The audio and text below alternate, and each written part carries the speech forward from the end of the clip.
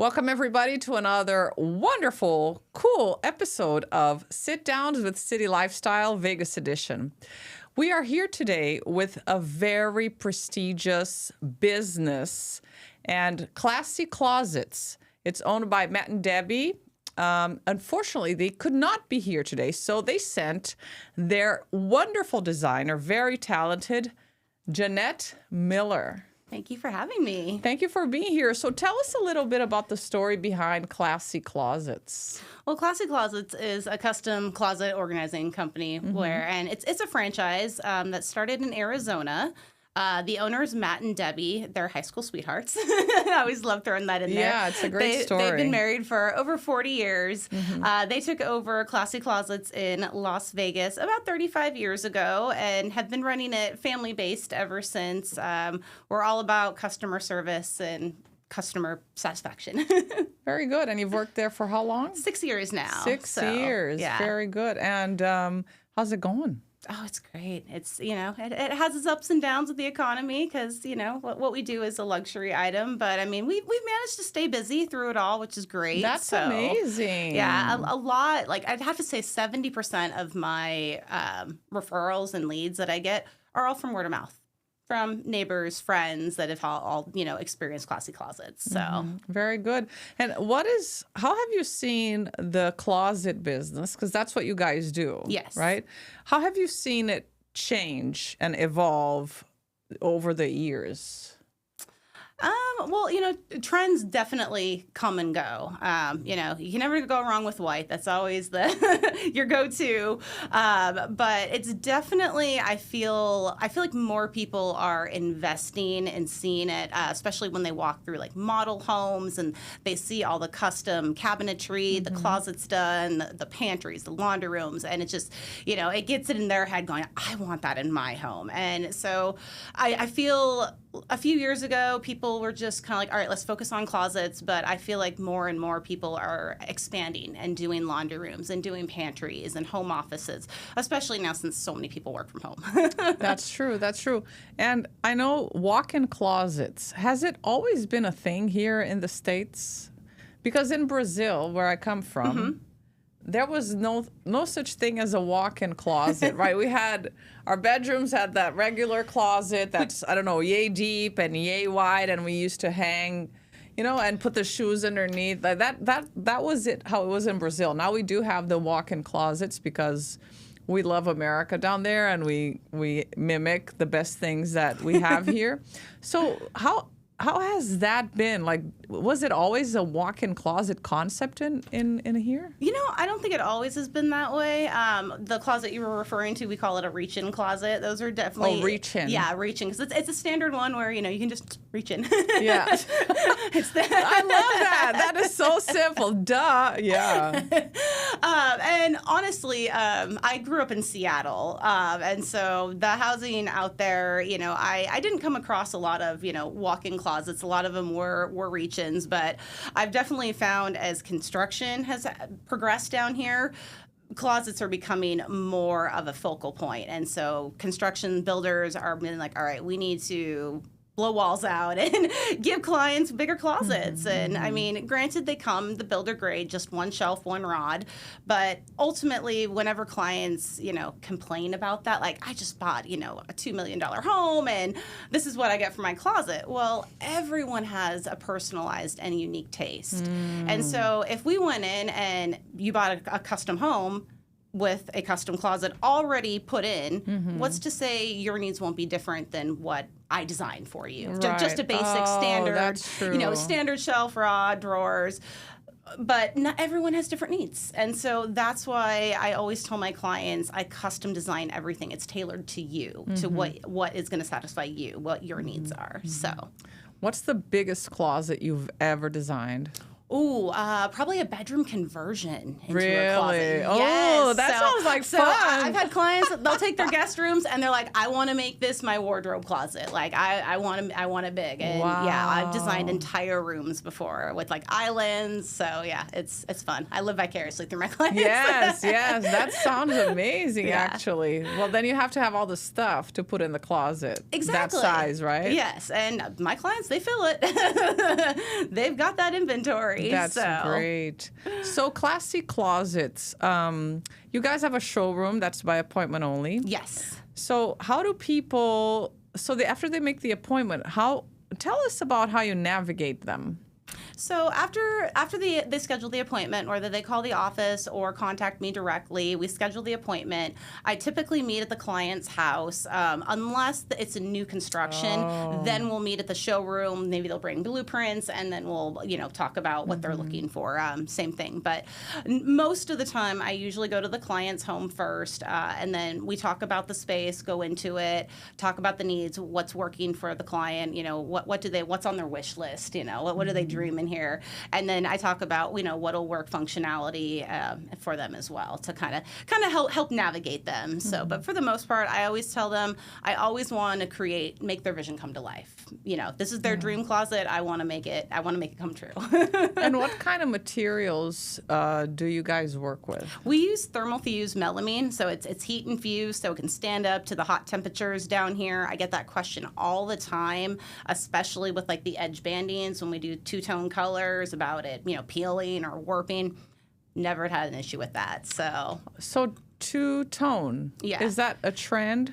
It is, actually. So we have 3 different color tiers where you can go all white. You can choose full color, which we have a various color options that we're always bringing in new colors as trends and change as well too. So we're always updating those as well. But then we also have a 2-tone color option where sometimes clients want to do 2 different colors to really stand out, and that's usually what most clients like to do, just to add that customization factor. And personalize it to them. Yeah. And you said 3 tiers. Yes. So it's basically white would be your base, most cost effective. Full color usually adds. Oh, got it. So full color usually adds about 30% to the cost. 2-tone, depending on what type of 2-tone color you get. So if you do a white with, we would call it like a touch of color, where if you had drawers or cabinetry, all of the drawer faces would be a pop of color. The edge banding would be a pop of color of your choice, and it just kind of gives it a nice, classy feel versus going all white. You do all white, you get flat, you're getting IKEA looking. Yeah. So I always try to push that. And the 2-tone color, it's only a 5% increase. And so it's a great way to add a pop of color without driving up the cost and, still staying within your budget. But, then I have, high-end clients who are like, nope, I want full color. I want backing covering my walls, the whole 9 yards. And okay. So there's a price point for everyone, for everyone's budget. So. For sure. And how much does the right closet, do you know how much it increases the value of the home? Because I've heard that closets nowadays are a huge investment because they can increase the value of a home. So what do homeowners have to look for when designing a closet so then their home actually is more valuable when they're selling it? Right. That's a great question. I actually work with a lot of realtors that flip houses all the time, and I actually worked with this one client who they bought the house for $1 million, but they wanted to flip it for $3 million. Okay. And so they called me up to design a very luxurious primary master for them, and it was fantastic. And was it able to sell for $3 million? It actually hasn't sold yet, but that's the price point. It's still on the market, okay. But doing the closets will absolutely increase the resale value. I always tell my clients that whether you're just doing the primary or you do the secondary closets, you're going to add to the resale value, because future buyers, they're going to walk in, and if they see that primary closet done, the wife's gonna be like, done, sold. You know, and it's the women. Maybe in their minds like, oh, I wish I could change this or do that. But when they see a custom closet walking in, I'm like, man, we're getting this already done, and we don't have to do it. You know, they get really excited, and so it definitely. I mean, I don't know like percentage wise how much it increases the resale value, but I definitely know that again, like I said, the client I just worked with, you know. It's on the market for almost $3 million now, and they had all the closets done. I did the pantry, you know, so very good. And so it's a beautiful home. So, what are some common mistakes that you encounter on people's wish lists? So probably the biggest one I would say is when it comes to the corners of the closet. Oh. A lot of times my clients are like, I just want it to wrap around. I want it to connect and, you know, do like a curved rod and, you know, things they see on like Pinterest. And we're limited to certain things. So whenever I hear clients say, I want to do a curved rod in the corner, I have to say, you know, unfortunately, that's not how we build our product. Our rods don't curve, but we definitely utilize all of the corners of the closet so you are not losing any space. And I have a way to always make the closet look like it's connected all the way around. So right. So, but if the client has a client ever had a wish list that didn't make sense? Oh, yeah. Like when you're talking about design. Oh yeah, I've had clients that want drawers in the corners of their closet, and how would that work? It doesn't work because when you open up the drawer, you're going to hit the partition that's sitting right next to on the opposite wall. And so I have to tell clients all the time, no. Whenever I tell my clients something like no, because I hate doing that because it's like, this is what I want. This is my dream. I always try to offer up an alternate idea. Like, you know, so the drawers in the corner won't work. However, if we put them in the center of the room, maybe align with the doorway, it creates a really nice focal point when you enter the closet and versus walking in and just seeing a bunch of your clothes hanging. So what other mistakes are there that you've seen? Just clients not taking obstacles into account. So I'll have clients that say, I want to frame it floor to ceiling, and yet there'll be an AC vent, you know, 5 inches away from the wall. And I'm like, well, we can't go to the ceiling because I'd be blocking this vent. So it's just, you know, it's my job to kind of help guide them. But also, I always like my clients to feel very involved, that they're part of the process. And so after I leave their home and I measure the space, I start working on designs. I do everything by hand. I still very old school. Wow. I design by line drawing, which cool. I absolutely love. I'm very detail oriented and organized. So for me, it's a passion of mine being able to design clients' closets and just putting things in a certain place. It just, you know, it helps me helping them get organized. And have clients ever not followed your advice? Oh yeah. And do they regret it later? Yes, I've had clients that for one reason or another, they will, you know, say, hey, I went forward with another company or went a different direction. And then I'll hear from them a year later saying it was a disaster. I need your help. I should have gone one with you the first time. So, yeah, but